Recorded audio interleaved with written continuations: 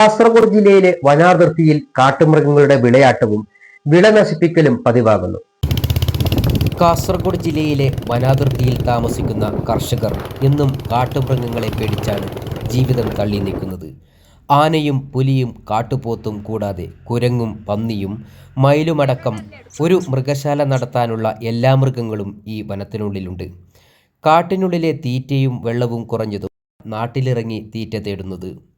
തെങ്ങിലെ തേങ്ങയും നിളനീരും തീർക്കാൻ കുരങ്ങന്മാരും കപ്പയും കിഴങ്ങുവർഗ്ഗങ്ങളും പാടത്ത് നട്ട പച്ചക്കറികൾ തിന്നു നശിപ്പിക്കാൻ മയിലും മത്സരിക്കുന്നതിനിടയിലാണ് ഭീകരജീവികളായ പുലിയും ആനയും കാട്ടുപോത്തും നാട്ടിലിറങ്ങി തെങ്ങും വാഴയും കവുങ്ങും മറ്റു കൃഷികളും പിഴുതെറിഞ്ഞ് കർഷകരുടെ അന്നം മുട്ടിക്കുന്നത്.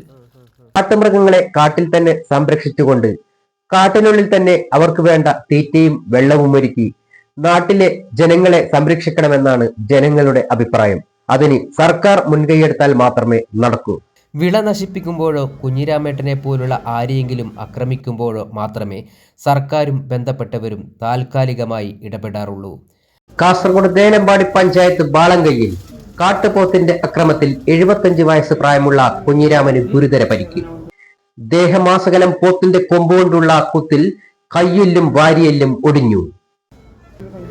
ഒരായുസ് മുഴുവൻ പണിയെടുത്ത് ഉണ്ടാക്കിയ കൃഷി ഒരൊറ്റ രാത്രി കൊണ്ട് നശിപ്പിച്ച് കളയുമ്പോൾ കർഷകനുണ്ടാകുന്ന വൻ നഷ്ടം ഒരിക്കലും നികത്താനാവുന്നില്ല എന്നതാണ് സത്യം. എന്നാൽ ശാസ്ത്രീയമായി ശാശ്വതമായ പരിഹാരം കാണാൻ നാളിതുവരെ മാറി മാറി ഭരിക്കുന്ന സർക്കാരിനും സംവിധാനത്തിനും കഴിഞ്ഞിട്ടില്ല.